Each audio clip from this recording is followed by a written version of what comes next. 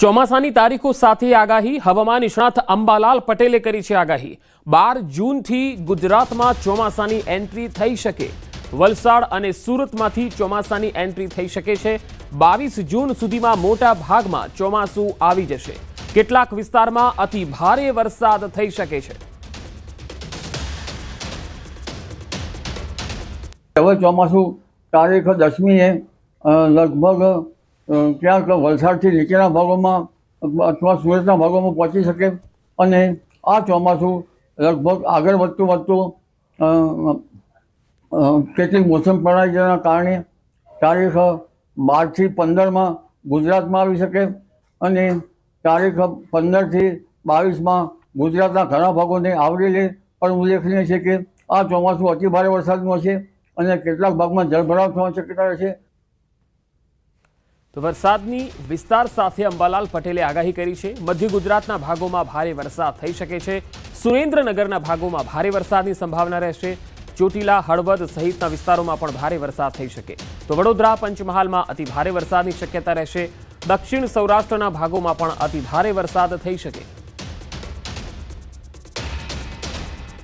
ઉત્તર ગુજરાતના ભાગો મધ્ય ગુજરાતના ભાગમાં ભારે વરસાદ થવાની શક્યતા રહેશે ચોટીલા હળવદ સુરેન્દ્રનગરના ભાગોમાં પણ વરસાદ થવાની શક્યતા રહેશે વડોદરાના ભાગોમાં ભારેથી અતિભારે વરસાદ થવાની શક્યતા રહેશે પંચમહાલના ભાગોમાં ભારેથી અતિભારે વરસાદ થવાની શક્યતા રહેશે અને દક્ષિણ સૌરાષ્ટ્રના ભાવનગર તેમજ બોટાદ અમરેલી વગેરે ભાગોમાં ભારે વરસાદ થવાની શક્યતા રહેશે। તો ભારેખમ વાહન લઈને જે સિસ્ટમ છે આવી રહી છે અને આ વહન જે છે એ ભારે વરસાદ લાવશે ઉત્તર ગુજરાતના ભાગોમાં વરસાદની આગાહી છે ખંભાત નડિયાદ અને આણંદમાં પણ આગાહી છે કચ્છના ભાગોમાં વરસાદની આગાહી છે ભારેખમ વરસાદનું વહન લઈને એક સિસ્ટમ આવી રહી છે અને આ સિસ્ટમના કારણે હવે ધીરે ધીરે ઉત્તર ગુજરાતમાં મહેસાણા બનાસકાંઠા પાલનપુર કડી કલોલ ઉપરાંત ઉત્તર સૌરાષ્ટ્રના લગભગ કેટલાક સુરેન્દ્રનગર રાજકોટ અને કેટલાક અન્ય ભાગો કચ્છના ભાગો તેમજ દક્ષિણ સૌરાષ્ટ્રના ભાગોમાં અને ખંભાત નડિયાદ આણંદ વડોદરા આ ભાગોમાં ભારે વરસાદ થવાની શક્યતા રહેશે અતિ ભારે વરસાદના કારણે શહેરોમાં ડ્રેનેજ વ્યવસ્થાને દુરસ્ત કરવાની જરૂર છે।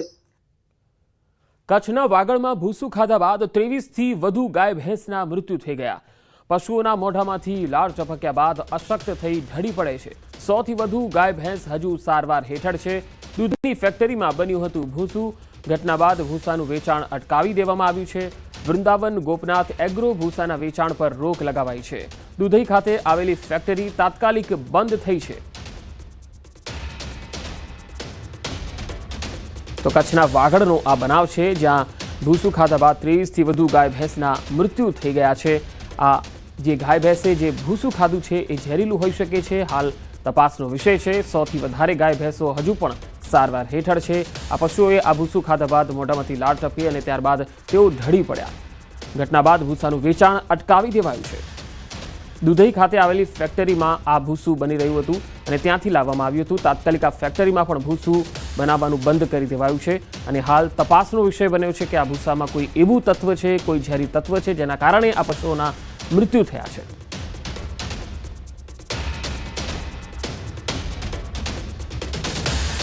તો કચ્છનો આ બનાવ 100થી વધુ ગાય ભેંસ હજુ સારવાર હેઠળ છે ઘટના બાદ ભૂસાનું વેચાણ અટકાવી દેવાયું છે દુધઈ ખાતે આવેલી જે ફેક્ટરી છે ત્યાં આ ભૂસું બનાવવામાં આવ્યું હતું ભૂસું ખાધા બાદ 23થી વધુ ગાય ભેંસના મૃત્યુ નિપજ્યા હોવાનો બનાવ બન્યો છે હાલ આ ઘટના બાદ ફેક્ટરીમાં જ્યાં ભૂસું બનાવવામાં આવતું હતું એ ફેક્ટરીમાં તાત્કાલિક ભૂસું બનાવવાનું બંધ કરી દેવાયું છે હાલ તપાસનો વિષય છે આ ભૂસામાં કોઈ ઝેરીલું તત્વ હતું કે કેમ ઘટના બાદ ભૂસાનું વેચાણ અટકાવાયું છે અને 100થી વધારે ગાય ભેંસો તો હજુ પણ સારવાર હેઠળ છે જેમણે આ ભૂસાનું સેવન કર્યું હતું ભૂસું આપવામાં આવ્યું હતું હાલ તો પશુપાલક માટે પણ ચિંતાનો વિષય છે કારણ કે તેમણે પણ 23 જેટલી ગાય ભેંસ ગુમાવવાનો વારો આવ્યો છે અને બાકીની જે ગાય ભેંસ છે તેને સારવાર આપવાનો વારો આવ્યો છે હાલ તપાસ ચાલી રહી છે વાગડમાં આ બનાવ બન્યો છે તેને લઈને ખરેખર ચિંતાજનક છે પશુઓના મૃત્યુ નિપજ્યા છે એ પણ ભૂસું ખાધા બાદ દુધઈના એક ફેક્ટરી ખાતે આ ભૂસું બનાવવામાં આવ્યું હતું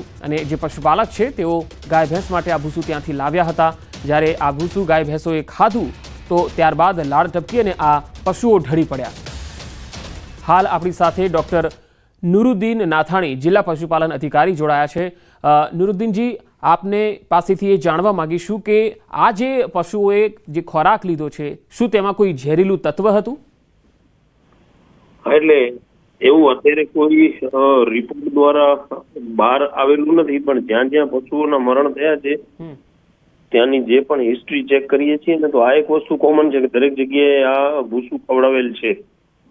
ડોક્ટર નાથાણી સાહેબ, કેટલા પશુઓના મૃત્યુ થયા છે અને કેટલા સારવાર હેઠળ છે? મૃત્યુનો આંક અત્યાર સુધીનો કંઈક 22નો આંક મૃત્યુમાં છે અને સારવારમાં ટોટલ 70 થી પણ વધુ પશુઓની ટોટલ સારવાર થયેલી છે. ઓકે, જો આ જે ભૂસું બનાવવામાં આવતું હતું એ કેટલા સમયથી બનાવવામાં આવતું, કઈ જગ્યાએ બનાવવામાં આવતું હતું અને શું કારણ લાગે છે આપને? નહીં, કારણમાં તો અમે અત્યારે બધું સેમ્પલ મોકલ્યા છે. અમારી એડીઆઈની લેબ છે ત્યાં પણ મોકલ્યા છે, ત્યાં કોલેજમાં પણ યુનિવર્સિટીમાં પણ સેમ્પલ મોકલ્યા છે અને FSL મારફતે પણ સેમ્પલ મોકલેલા છે. એટલે પ્રાથમિક તારણ અત્યારે એવું છે કે આ ભૂસું બધી જગ્યાએ જ્યાં જ્યાં ખવડાવેલું છે ત્યાં અસર થઈ છે. હવે ભૂસામાં કયા ટોક્સિનને કારણે થયું છે એ એક્ઝેક્ટ રિપોર્ટ આવ્યા બાદ જ કહી શકાશે. જી ડોક્ટર નાથાણી સાહેબ, પહેલા આવું ક્યારે બન્યું છે કે ભૂસું ખાધા પછી ગાય ભેંસના મૃત્યુ થયા હોય? ના, હું છેલ્લા 12 વર્ષથી અત્યારે અહીંયા કચ્છમાં ફરજ બજાવું છું, તો આવું ભૂસાને કારણે પહેલા ક્યારે થયું એવું મારા ધ્યાનમાં નથી. એમ જી, જનરલી આ ભૂસું બનાવવામાં આવતું હોય ત્યારે એમાં શું કન્ટેન્ટ વપરાતું હોય છે? જનરલી તો વીટ બ્રાન્ડ જ વધારે પડતું વપરાતું હોય છે. હવે ખબર નહીં, કદાચ હવે આમાં બની શકે કંઈક વધારે ટાઈમ સુધી રહી ગયું હોય કે કોઈ ટોક્સિન અંદર એડ થઈ ગયું હોય કે કંઈક કેમિકલ એડ કર્યા, પણ એ બધું પ્રાઇમરી રિપોર્ટ આવ્યા પછી જ આપણે કહી શકીશું. અત્યારે તો ખાલી ટેમ્પરરી અમે એટલું અંદાજ લગાડીએ છીએ કે કોમન ભૂસું છે તો ભૂસાને કારણે થયું હોઈ શકે. જી, એક છેલ્લો સવાલ ડોક્ટર નાથાણી સાહેબ, જે ફેક્ટરીના જે સંચાલક છે તેમની સાથે આપની કોઈ વાતચીત થઈ છે કે તેમણે શું સ્પષ્ટતા કરી? ના, એમની સાથે કોઈ વાતચીત નથી થઈ. એકચ્યુઅલી મને આ મેસેજ મળ્યા પછી અમારા દુધઈમાં પણ પશુ દવાખાનામાં પશુ ચિકિત્સક છે એમને ત્યાં અમે રૂબરૂ મોકલ્યા હતા. તો એકચ્યુઅલી રાપરમાં આ બનાવ બન્યા પછી ત્યાં એમણે જાણવા જોગ કર્યા પછી ત્યાંથી પોલીસ દ્વારા એમને ફોન કરી અને ફેક્ટરી તો બંધ કરી દેવામાં આવી છે અત્યારે. એટલે છેલ્લા 3 દિવસથી લગભગ ફેક્ટરી બંધ છે, એનું પ્રોડક્શન બંધ છે અને જ્યાં જ્યાં પણ એને પ્રોડક્શન મોકલેલું છે ત્યાં પણ આપણે મેસેજ આપેલો છે કે પર્ટિક્યુલર આ બ્રાન્ડનું જે ભૂસું છે એ અત્યારે પશુપાલકો ન ખવડાવે જ્યાં સુધી આપણી કને કોઈ નિદાન ના આવી જાય ત્યાં સુધી. અને આવા કિસ્સામાં પગલાં શું લેવાતા હોય છે? ના, પગલાં તો એક્ઝેક્ટ એનું નિદાન આવી ગયા પછી જો એ છે કે નથી એ પ્રમાણે જે કાર્યવાહી થતી હશે એ થશે. જી, આભાર ડોક્ટર નાથાણી સાહેબ અમારી સાથે જોડાવા માટે. સુરતના કોસંબા તરસાડી ખાતે ફરી આખલાનો આતંક જોવા મળ્યો. મુખ્ય માર્ગ પર આખલાનું યુદ્ધ જોવા મળ્યું. ડિવાઈડર પર લગાવેલી જાળી તોડી નાખી. સમગ્ર ઘટના CCTVમાં કેદ થઈ. સદનસીબે કોઈ જાનહાનિ થઈ નથી. તસવીરો જોઈ શકાય છે તરસાડીનો આ બનાવ જ્યાં આખલાનો આતંક સામે આવ્યો.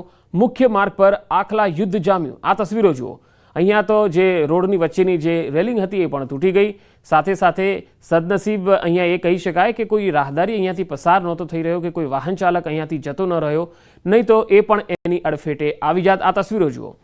ડિવાઈડર પર લગાવેલી જાળીને પણ તોડી નાખી આ આખલા યુદ્ધે. સમગ્ર ઘટના CCTVમાં કેદ થઈ છે. લોકો ખૂબ જ ત્રાહિમામ છે આવા રખડતા આખલાઓથી.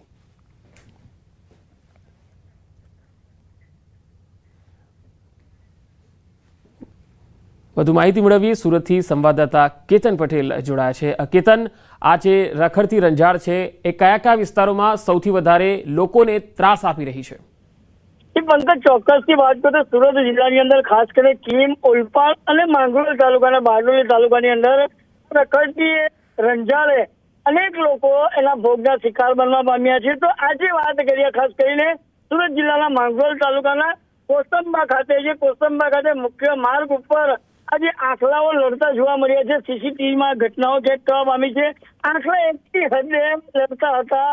આખલા યુદ્ધ એટલું જોરદાર ચાલતો હતો કે લોખંડની રેલિંગ મૂકેલી એને પણ તોડી નાખી. સદનસીબ કે વહેલી સવારની ઘટના હોય જે અંતર્ગત લોકોની અવર જવર ઓછી હોય, નહીં તો કઈ કેટલા લોકો આ આખલા યુદ્ધનો શિકાર પણ થઈ શક્યા હોત. અને ખાસ કરીને વાત કરવામાં આવે તો લોકોનામાં પણ રોષ જોવા મળી રહ્યો છે કે રખડતી રંજાડ માટે સરકાર ક્યારે પગલા ભરશે, વહીવટીતંત્ર ક્યારે સાબદું થશે અને ક્યારે ઘોર નિંદ્રામાંથી ઉઠશે કે આવી કોઈ કાર્યવાહી કરશે જેથી અનેક લોકો ભોગ બનતા અટકી શકે. એ બાબતે સરકાર સદંતર નિષ્ફળ ગઈ હોય એવા ચોક્કસપણે અનેક તાલુકાના અનેક જિલ્લાઓની અંદર આ રખડતી રંજાડે લોકોને શિકાર બનાવ્યા છે. જી પંકજ. જી કેતન, આભાર માહિતી આપવા માટે.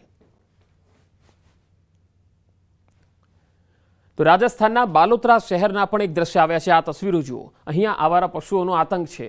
અહીંયા 2 આખલાઓ પાખડતા 2 રાહદારીને અડફેટે લીધા. દ્રશ્યોમાં જોઈ શકાય છે કે રાહદારીનો માંડ જીવ બચ્યો. જો આખલા નીચે આવી ગયા તો સમજી લો મોટી દુર્ઘટના સર્જાઈ હોત. આખલાની ટક્કર એટલી જોરદાર હતી કે બંને 10 ફૂટ દૂર ફંગોળાઈ ગયા. સદનસીબે મોટો અકસ્માત ટળી ગયો. શહેરમાં આવા બનાવો ખૂબ વધી રહ્યા છે, છતાંય બાલોતરા નગર પરિષદ હોય કે પછી પ્રશાસન હોય, કોઈ જ પગલાં લેવામાં આવતા નથી. આ હકીકત છે. અને જો આવું જ રહેશે તો ભવિષ્યમાં એક મોટી દુર્ઘટનાનો ભય પણ અહીંયા થઈ શકે છે.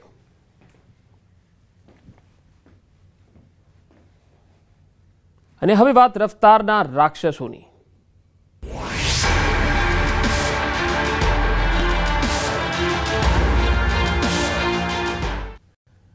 રાજ્યમાં 3 અલગ અલગ સ્થળે ગંભીર અકસ્માતની ઘટના બની છે. જે 3 અકસ્માતમાં 6 લોકોના મૃત્યુ થયા છે. આ 3 અલગ અલગ તસવીરોમાં તમે જોઈ શકો છો. સુરેન્દ્રનગર, રાજકોટ અને અમરેલી. સુરેન્દ્રનગરના ધ્રાંગધ્રા રોડ પર ટ્રક અને બાઇક વચ્ચે અકસ્માત થયો, જેમાં બાઇકમાં સવાર 3 મિત્રોના ઘટના સ્થળે મોત થયા.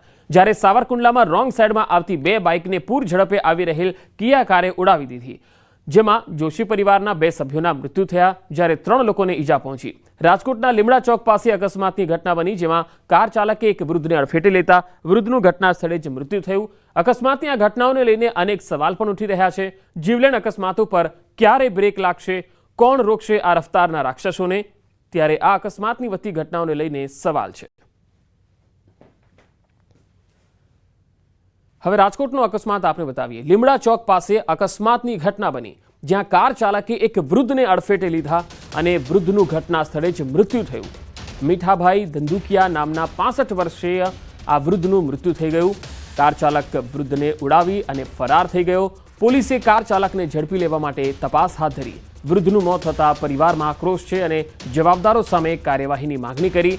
વૃદ્ધ પ્રજાપતિ ભૂમેશ્વર વિસ્તારમાં રહેતા હોવાનું પણ સામે આવ્યું. પરિવારજનોએ કહ્યું છે કે કાર ચાલકને કડકમાં કડક સજા મળવી જોઈએ. અમારે ન્યાય જોઈએ છે.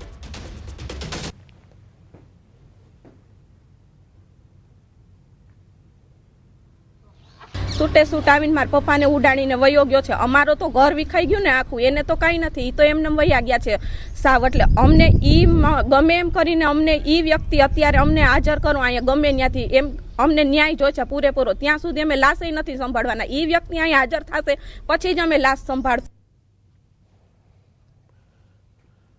તો આ તરફ પંચમહાલના ગોધરામાં પણ ગંભીર અકસ્માત સર્જાયો. દામાવાવ મુખ્ય માર્ગ પર કાર ચાલકે 2 બાઇકને અડફેટે લીધી. મહુલિયા પાસે કાર ચાલકે 2 બાઇકને અડફેટે લીધી. મજૂરી કામ માટે ગોધરા જતા 4 બાઇક સવારને ફંગોળ્યા. એક મહિલા અને નાના બાળકને ગંભીર ઈજાઓ પહોંચી. કાર ચાલક સ્પીડમાં હોવાથી વળાંકમાં કાબુ ગુમાવતા 2 બાઇકને ટક્કર મારી વીજ પોલ સાથે અથડાયો. જીવંત વીજ પ્રવાહવાળી વીજ લાઇનનો પોલ વીજ વાયર સાથે તૂટીને નીચે પડ્યો, પરંતુ સદનસીબે બાઇક સવાર વીજ કરંટનો ભોગ બનતા રહી ગયા. ઈજાગ્રસ્ત બાઇક ચાલકો અને બાઇક સવારને સારવાર માટે ગોધરા સિવિલ હોસ્પિટલ ખસેડાયા.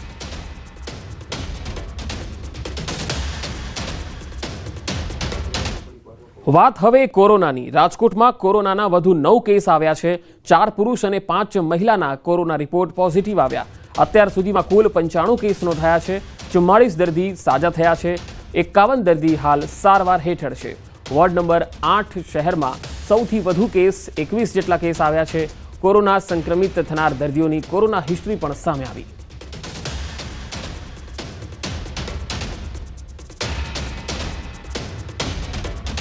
રાજકોટના રીબડાના અમિત ખૂટના આપઘાતનો મામલો. રીબડા ગામના પાટીદાર યુવકોની બેઠક મળી. આ કેસના આરોપીઓ હજુ પકડાયા નથી. અનિરુદ્ધસિંહ અને તેનો પુત્ર રાજદીપસિંહ જાડેજા હજુ ફરાર છે. આરોપીઓ ન પકડાતા રીબડાના યુવાનોમાં રોષ છે. રાજકોટમાં પાળમવડી રોડ પર વગર ચોકડી નજીક રેસ્ટોરન્ટમાં બેઠક યોજાઈ. અમિત ખૂંટના પરિવારને કેવી રીતે ન્યાય અપાવી શકાય તેની ચર્ચા થઈ, જ્યારે કાયદાકીય રીતે લડત કેવી રીતે આપી શકાય તેની પણ ચર્ચા થઈ.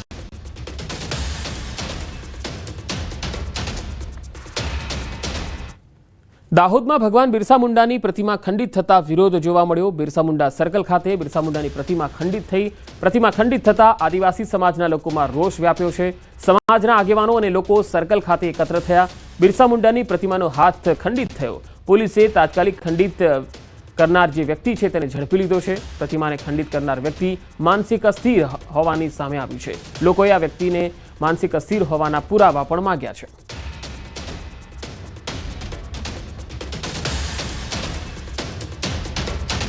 દર વખતે આદિવાસીઓના જે ક્રાંતિકારીઓ છે, મહાપુરુષો છે, એને જ વારા ઘડીએ કેમ ખંડિત કરવામાં આવે છે? અને પ્રશાસનને અમે રજૂઆત કરીએ છીએ કે 24 કલાકની અંદર આ મૂર્તિ નવી અમને પ્રસ્થાપિત કરી આપવામાં આવે, નહીં તો આવનાર સમયમાં અમે આંદોલન સાથે અહીંયા ઉગ્ર વિરોધ કરીશું. બીજી વસ્તુ કે જ્યારે પણ આદિવાસી ક્રાંતિકારીઓને આવી રીતે ખંડિત કરવામાં આવે છે ત્યારે દર વખતે એવા બાના આવી જાય છે કે વ્યક્તિ અસ્થિર મગજનો છે. તો અસ્થિર મગજનો કઈ રીતે છે? એની કોઈ મેડિકલ હિસ્ટ્રી છે? એને કોઈ દવા ચાલુ છે? જે ભગવાન બિરસા મુંડાની પ્રતિમા લગાવવામાં આવેલી છે ત્યાં રાહુલભાઈ નારસિંહભાઈ બિલવાલ નામની વ્યક્તિ કે જે મેંદરાય ઉકડી ગામના વતની છે અને થોડા મેન્ટલી રિટાયર્ડ પણ છે, તેમના દ્વારા મૂર્તિ સાથે છેડછાડ કરતા મૂર્તિનો હાથ ખંડિત થયો હતો, કે જેમને આદિવાસી સમાજના આગેવાનો અને પ્રશાસન સાથે મળી અને અત્યારે ઠીક કરી નાખેલો છે અને મૂર્તિને પુનઃ જે અવસ્થામાં છે ત્યાં સ્થાપિત કરેલી છે. અને જે આ રાહુલભાઈ બિલવાલ નામનો વ્યક્તિ છે એ હાલમાં પોલીસની કસ્ટડીમાં છે.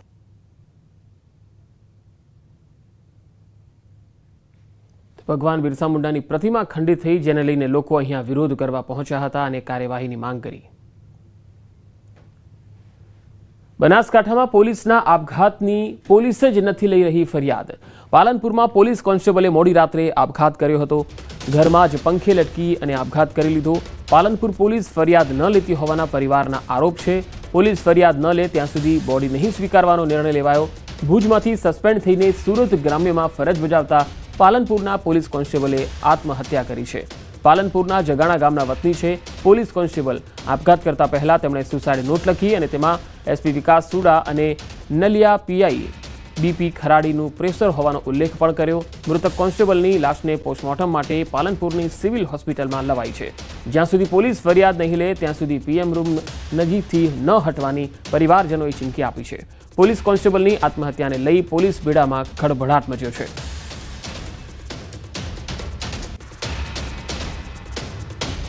પાલનપુરમાં પોલીસના આ કેસની ફરિયાદ નથી લઈ રહી. આપઘાત કરતા પહેલા આ કોન્સ્ટેબલે જે સુસાઇડ નોટ લખી હતી તેની તપાસના આધારે હવે આગળ શું થાય છે એ જોવું રહ્યું. પરિવારજનોએ તો મૃતદેહ સ્વીકારવાનો ઇનકાર કર્યો છે જ્યાં સુધી તેમની ફરિયાદ ન લેવામાં આવે, અને અહીંયા ફરિયાદ ન લે ત્યાં સુધી મૃતદેહ નહીં સ્વીકારીએ એવું પરિવારજનોએ સ્પષ્ટ કહી દીધું છે. પોલીસના આપઘાતની પોલીસ જ એફઆઈઆર નથી લઈ રહી. આ એક બનાવ પણ છે એ ચિંતિત કરનારો બનાવ છે. અને આપઘાત કરતા પહેલા આ કોન્સ્ટેબલે જે સુસાઇડ નોટ લખી છે તેમાં ઉચ્ચ પોલીસ અધિકારીના નામજોગ ઉલ્લેખ કરી અને તેમનું પ્રેશર હોવાનું, તેમનું દબાણ હોવાનું વાત પણ કરતા રહ્યા. વધુ માહિતી મેળવીએ. બનાસકાંઠાથી સંવાદદાતા કિશોર જોડાયા છે. કિશોર, આ કોન્સ્ટેબલની અત્યાર સુધીની હિસ્ટ્રી કયા પ્રકારની રહી છે અને તે પ્રકારે જે સુસાઇડ નોટમાં તેમણે જે ઉલ્લેખ કર્યો છે તેમાં કેટલું તથ્ય છે? ચોક્કસથી પંકજ, આપને જણાવી દઉં કે જે પાલનપુર તાલુકાના જગાણા ગામના જે કોન્સ્ટેબલ હતા તે કોન્સ્ટેબલે મોડી રાત્રે ઘરમાં જે પંખે લટકી ગળે ફાંસો ખાઈને આત્મહત્યા કરી છે. અને વહેલી સવારે પરિવારજનને જાણ થતા તાત્કાલિક પરિવારજનો દ્વારા પોલીસને જાણ કરવામાં આવી હતી અને તે બાદ ડેડ બોડીને પીએમ માટે લાવવામાં આવી છે. મહત્વની વાત તો એ છે કે આ જે કોન્સ્ટેબલ હતા તેમને ભુજ જિલ્લામાંથી સસ્પેન્ડ કરીને તેમને સુરત ગ્રામ્ય ફરજ બજાવતા હતા અને તે પછી અત્યારે જે પાલનપુરના જગાણા ખાતે પોતાના ગામમાં આવેલા હતા ત્યારે આ વિદ્દલભાઈ ચૌહાણે આત્મહત્યા કરી છે. આત્મહત્યા કરી તે પહેલા એક સુસાઇડ નોટ પણ લખી છે અને આ સુસાઇડ નોટની અંદર SP Vikas Suda, Naliya PI BP ખરાડીનું પ્રેશર હોવાનો પણ ઉલ્લેખ કરવામાં આવ્યો છે. તે ઉપરાંત Naliya CHC medical officer doctor પરમારનો પણ ઉલ્લેખ કરવામાં આવ્યો છે. આમ આપ જે સુસાઇડ નોટ મળી છે તેના આધારે અત્યારે તો પોલીસે વધુ તપાસ હાથ ધરી છે. જ્યારે તેમના પરિવારજનો છે તેમનું કહેવું છે કે જે પણ આત્મહત્યા માટે જવાબદાર છે તેમના સામે ફરિયાદ લેવામાં આવે. જો ફરિયાદ લેવામાં નહીં આવે તો બોડી સ્વીકારવામાં નહીં આવે તેવું પરિવારજનનું કહેવું છે. અને આ સમગ્ર મામલે અત્યારે તો પોલીસે પરિવારજનોને સમજાવી રહી છે. પંકજ. જી કિશોર, અહીંયા બીજો સવાલ એ છે કે પરિવારજનોના આરોપોને લઈને એવું શું કારણ છે કે પોલીસ તેમની ફરિયાદ નથી લઈ રહી, તેમની વાત નથી સાંભળી રહી? ચોક્કસથી પરિવારજનોનો એવો આક્ષેપ છે કે તાત્કાલિક જે છે એડી દાખલ કરવામાં ના આવે, પરંતુ જે લોકોએ આ જે નામ છે સુસાઇડ નોટમાં તે નામના આધારે સીધી જ ડ્યુથ પેરેન્ટની ફરિયાદ દાખલ કરવામાં આવે તેને લઈને પરિવારજનો અને પોલીસ વચ્ચે અત્યારે વાટાઘાટો ચાલી રહ્યો છે. પોલીસનું કહેવું છે કે તપાસ બાદ જે પણ આરોપી છે તેમના સામે પોલીસ ફરિયાદ લેવામાં આવશે, પરંતુ પરિવારજનોનું કહેવું છે કે જ્યાં સુધી આ સુસાઇડ નોટના આધારે જે નામો લખ્યા છે તે નામો સામે ફરિયાદ લેવામાં નહીં આવે તો તે આ જે મૃતદેહ છે તે સ્વીકારે નહીં તેવું પરિવારજનનું કહેવું છે. અત્યારે તો પોલીસ પરિવારજનોને સમજાવવામાં લાગી છે. પંકજ. કિશોર, આ જે કોન્સ્ટેબલ છે તેમના છેલ્લા દિવસોમાં કયા પ્રકારના વાણી વર્તન રહ્યા, એમના પરિવારજનોએ શું કહ્યું, કયા પ્રકારનું પ્રેશર તેમના ઉપર હતું? ચોક્કસથી જે પ્રમાણે આ જે સુસાઇડ નોટમાં લખ્યું છે અને પરિવારજનોનું કહેવું છે તે પ્રમાણે જે એસપી છે તે એસપી તે ઉપરાંત જે નલિયાના પીઆઈ છે તેમનું પણ દબાણ હતું તેવું પરિવારજનોનું કહેવું થાય છે. અને તેમને ભુજ જિલ્લામાંથી સસ્પેન્ડ થઈને તેઓ સુરત ગ્રામ્યમાં ફરજ બજાવતા હતા. જે દરમિયાન તેઓ નલિયા ખાતે ફરજ બજાવતા હતા ત્યારે તેમના પર અનેક પ્રકારના પ્રેશરો હોવાનું પણ પરિવારજનોનું કહેવું છે, પરંતુ તપાસ બાદ જ સામે આવશે કે આ આત્મહત્યા પાછળનું કારણ શું છે. પંકજ. જી કિશોર, આપ મારી સાથે જોડાયેલા રહેશો. તો હાલ જે બનાવ બન્યો છે ખરેખર ચિંતાજનક બનાવ છે. એક કોન્સ્ટેબલે આપઘાત કરી લીધો છે અને આપઘાત કરતા પહેલા તેણે જે સુસાઇડ નોટ લખી છે તેમાં ઉચ્ચ અધિકારીનું નામ લખ્યું છે અને સાથે તેમણે કહ્યું છે કે તેમના ઉપર પ્રેશર હતું અને તેને ધ્યાનમાં રાખીને તેઓ આ કરી રહ્યા છે, આવું પગલું ભરી રહ્યા છે. આવું કયા પ્રકારનું પ્રેશર હોઈ શકે એ હજુ સ્પષ્ટ ખુલાસો તેમણે એ સુસાઇડ નોટમાં નથી કર્યો. હાલ આપણી સાથે કચ્છ પશ્ચિમના એસપી વિકાસ સુંડા જોડાયા છે. સુંડા સાહેબ, આપનું સ્વાગત છે. જે રીતે આ કોન્સ્ટેબલે આપઘાત કરી લીધો, પોલીસ ફરિયાદ નથી લઈ રહી એવું પરિવારજનોનું કહેવું છે, કેટલાક આક્ષેપો પણ તેમણે તમારા પર કર્યા છે. जी, આ મામલે આપનું શું કહેવું છે? यहाँ पर ऑफेंस रजिस्टर किया था वीवीआईपी बंदोबस्त में. ये व्यक्ति जो है कांस्टेबल ये नशे की हालत में थे और पब्लिक ने ही इसको हमें सौंपा था. वो वीडियोस भी मीडिया में उस वक्त वायरल किए हुए थे काफी. उसी बेसिस पे हम लोगों ने ऑफेंस रजिस्टर किया था और ऑफेंस रजिस्टर होने के बाद जो बाकी प्रक्रिया है सस्पेंशन उसी का पार्ट है और उसमें इन पे इंक्वायरी चल रही है ऑलरेडी. अच्छा, इन्होंने सुसाइड नोट में ऐसा भी लिखा है कि दबाव था उनके ऊपर, कोई प्रेशर था, उसमें दबाव में काम कर रहे थे. प्रेशर कोई भी प्रेशर नहीं था इन पर. बंदोबस्त में ड्यूटी थी इनकी, उसमें ये लोग नशे की हालत में आए थे. तो इस मामले में अब क्या कुछ हो सकता है, कोई कानूनी प्रोसेस आगे कैसा किस प्रकार से हो सकता है? परिवारजनों तो मना कर रहे हैं कि हम उसकी लाश को स्वीकार नहीं करेंगे जब तक कोई एफआईआर नहीं होती. हमारे यहाँ पे कांस्टेबल का ट्रांसफर हो चुका है. सस्पेंशन के बाद में उसकी इंक्वायरी यहाँ पे चल रही है. जी, तो आप उनके परिवारजन का जो आरोप है उस पर आपका क्या मानना है? मैंने आपको विगत बता दी सारी जो हमारे पास थी. हमने ऑफेंस रजिस्टर किया था और उसके पूर्ता प्रमाण में सबूत होने के बाद ही ऑफेंस रजिस्टर किया था. उसकी सारी प्रक्रिया हुई थी. तो ये जो कांस्टेबल है वो क्या एक ही बार नशे में पाए गए थे? नहीं, वो अलग अलग समय पर उन पर 9 से ज्यादा उन पर दंड की कार्रवाई हो चुकी है. कभी गैर हाजिर रहे हैं, पहले भी इन पर काफी. अच्छा, इनका सर कच्छ से सूरत में तबादला जो था वो कब हुआ था? वो कच्छ से सूरत तबादला जो है वो गांधीनगर पुलिस महानिदेशक कचहरी से होता है. हमारे यहाँ ऑफेंस रजिस्टर हुआ था और उसके आधार पर सस्पेंशन की कार्रवाई हुई. जी, शुक्रिया हमारे साथ बातचीत के लिए. तो आ कच्छ पश्चिमना एसपी હતા અને જે કોન્સ્ટેબલ છે જેમણે તેમના પર જે આરોપ લગાવ્યા છે તેના ઉપર તેમણે સ્પષ્ટતા કરી છે કે આ કોન્સ્ટેબલ જે છે એ જ્યારે ફરજ પર તેમને મૂકવામાં આવ્યા હતા ત્યારે તેઓ નશાની હાલતમાં હતા અને તેને ધ્યાનમાં રાખીને તેમના ઉપર એક્શન પણ લેવાયું હતું. રાજકોટ શહેરના ભક્તિનગરમાં હત્યાનો બનાવ સામે આવ્યો. વાલકેશ્વર સોસાયટી મેઇન રોડ પર રહેતા 70 વર્ષીય બરકત લાખાણી નામના વૃદ્ધની હત્યા કરવામાં આવી. તેના ઘરમાં ગેરકાયદે પ્રવેશી ગળાના વચ્ચેના ભાગે તેમજ શરીરના જુદા જુદા ભાગે તીક્ષ્ણ હથિયારના ઘા ઝીકીને હત્યા કરવામાં આવી. સમગ્ર મામલે પોલીસે અજાણ્યા શખ્સ સામે BNSની કલમ હેઠળ ગુનો દાખલ કર્યો. હત્યાના બનાવને પગલે FSLની પણ મદદ લેવાઈ છે. લૂંટના ઈરાદે હત્યા કરી હોવાનું માનવામાં આવી રહ્યું છે. પોલીસ સૂત્રોનું માનીએ તો વૃદ્ધના હાથમાં તેમજ ગળાના ભાગે પહેરેલા સોનાના દાગીના હાલ ગાયબ હોવાનું સામે આવ્યું. હત્યાના બનાવને લઈ પોલીસે વધુ તપાસ હાથ ધરી છે.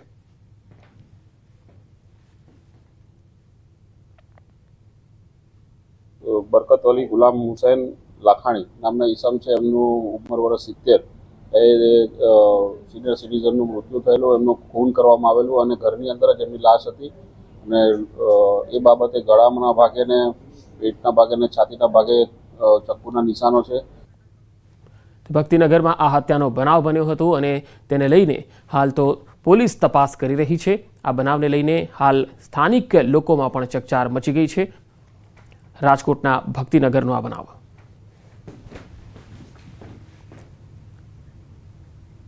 તો આ બુલેટિનમાં અત્યારે આટલું જ. નમસ્કાર.